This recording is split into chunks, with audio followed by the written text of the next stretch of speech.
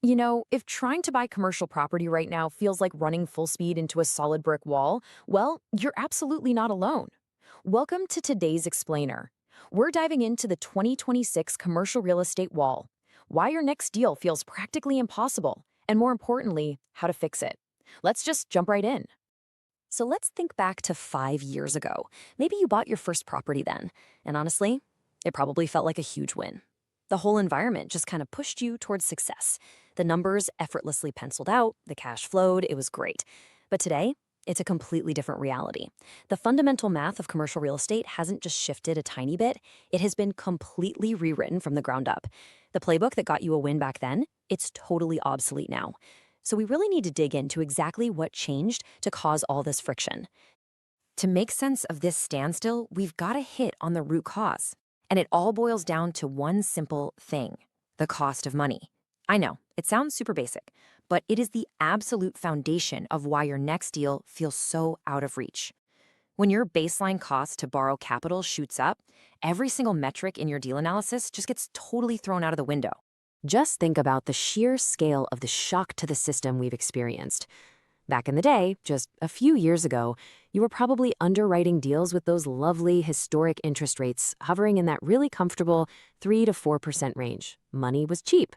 Now, conventional bank loans are sitting anywhere between 4.9 and 8.7%. And if you're looking at hospitality or trying to use bridge debt, oh man, those numbers are climbing even higher. You're basically dealing with a scenario where your baseline cost to borrow has literally doubled from those historic lows. So, why exactly has this baseline doubled? Well, it all traces back to one very specific number: 4.2%. That is the 10-year Treasury yield. It's essentially the critical benchmark that the entire lending world bases its math on. Because that 10-year Treasury yield has settled stubbornly above 4%, it's just fundamentally dragged the entire floor of borrowing costs right up with it. There's just no escaping it. And here's the kicker: a doubled interest rate doesn't just happen in a vacuum. It triggers what we call the DSCR domino effect. That initial spike in rates ends up tipping the scales on your entire underwriting process. It kicks off this massive chain reaction that absolutely dictates whether or not a buyer can actually get a deal across the finish line today. To really wrap our heads around this, we have to break down DSCR, the debt service coverage ratio. Put simply, this is just your property's net operating income compared to its debt obligations. It's how a lender knows the building actually makes enough money to pay the mortgage. Now, logically, you might think, hey, rates are so high right now, lenders will probably loosen their safety margins to help buyers out, right? Yeah, wrong. Lenders haven't loosened a single thing. In fact, they're strictly demanding a 1.25x or even higher safety margin. They want absolute proof that your property brings in 25% more income than what's needed just to cover the debt. So let's walk through the exact mechanism of the squeeze. First, you've got those higher interest rates we just talked about. Second, because of those higher rates, the exact same purchase price now forces a drastically higher monthly mortgage payment. And third, because that payment is so much higher and lenders are still insisting on that tight 1.25 safety margin, your property's net operating income has to work twice as hard just to qualify.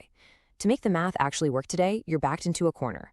You either need vastly higher rents right out of the gate on day one, or you're going to have to inject a whole lot more cash up front as equity. When you take those incredibly tight margins and apply them across the broader market, you get exactly what we're seeing right now: a total grinding standstill. We're essentially watching two entirely different realities trying to coexist, or really collide, in the exact same space. This collision has created a massive bid-ask spread. On one side, we've got the sellers. Psychologically, they are firmly anchored to the absolute peak valuations from a couple of years ago. They remember their neighbor selling for a record price, and they think, hey, my property is worth that too. But on the flip side, we have the buyers. And buyers literally, mathematically, cannot afford those peak prices anymore. They are completely boxed in by today's interest rate realities and those strict DSCR rules. It's just a fundamental mismatch. And to complicate things even further, let's drop a really surprising statistic into the mix: 4%. Right now, commercial delinquency rates are hovering around 4%. That means a growing chunk of commercial loans are falling behind. And because those delinquencies have ticked up, bank loan committees are frankly terrified. They are heavily, heavily scrutinizing liquidity and asset risk. They're playing it incredibly safe. So not only do we have this standoff between buyers and sellers, but the banks themselves are drastically slowing transaction volumes down to an absolute crawl. Okay, I know all of that sounds pretty bleak, but here is where things start looking up. While the days of easy math are firmly on pause, capital is absolutely still out there. You just need a new game plan. You need a rock solid strategy to bypass these strict traditional restrictions so you don't just stay frozen staring at that wall.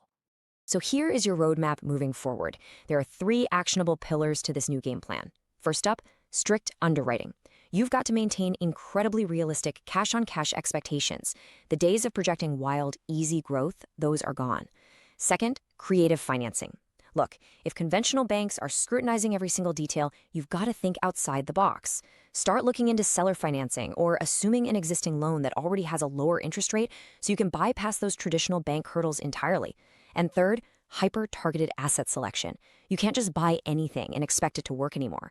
You have to hunt down the exact right asset that perfectly fits this new, much tighter math.